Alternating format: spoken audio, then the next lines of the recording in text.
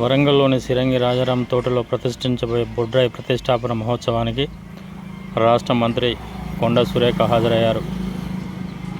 ఈ సందర్భంగా ఆమె మాట్లాడుతూ, గ్రామంలో ఎలాంటి దుష్టశక్తులు రాకుండా ప్రజలందరూ ఆయురారోగ్యాలతో ఐశ్వర్యాలతో ఉండాలని బొడ్రాయి ప్రతిష్టాపన చేసుకోవడం జరుగుతుందని బొడ్రాయి కమిటీ సభ్యులందరినీ మంత్రి మనస్ఫూర్తిగా అభినందించారు. ప్రజలందరూ అధిక సంఖ్యలో పాల్గొనడం జరిగింది.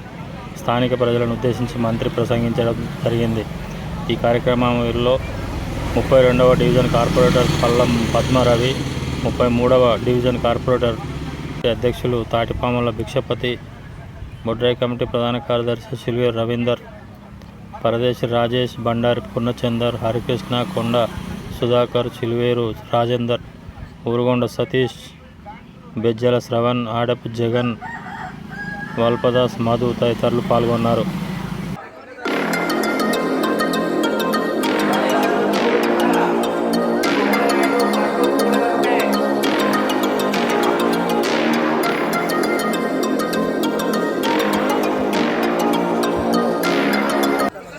ఈరోజు ఒక శుభదినం.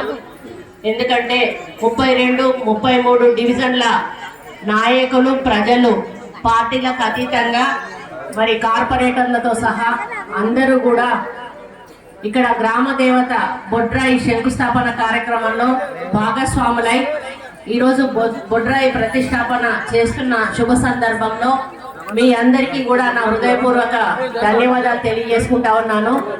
దేవాదాయ శాఖ మంత్రిగా మరి ప్రమాణ స్వీకారం చేసిన తర్వాత మరి శివాలయాలు అవన్నీ కూడా శివరాత్రి రోజు నేను దర్శించుకోవడం జరిగింది. ఒక ప్రజల కార్యక్రమం, ప్రజల మధ్యలో మొదటిసారి ఈ బొడ్రాయి కార్యక్రమంలో నేను పాల్గొనడం నాకు చాలా ఆనందంగా ఉంది.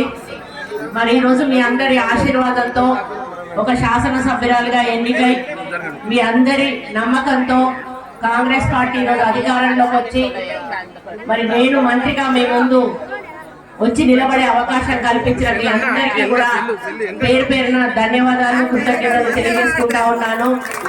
రాబోయే రోజుల్లో తప్పకుండా కొండా దంపతులము మీ అందరికీ కూడా ఎల్లవేళ్ళగా అండగా దండగా ఉండి వరంగల్ని గతంలో నేను ఉన్నప్పుడు ఏ విధంగానైతే అభివృద్ధి చేశానో అంతకు 10 వరంగల్ జిల్లాలో అభివృద్ధి పదంలో, వరంగల్ని అభివృద్ధి పదంలో నడిపిస్తానని తెలియజేసుకుంటా ఉన్నాను.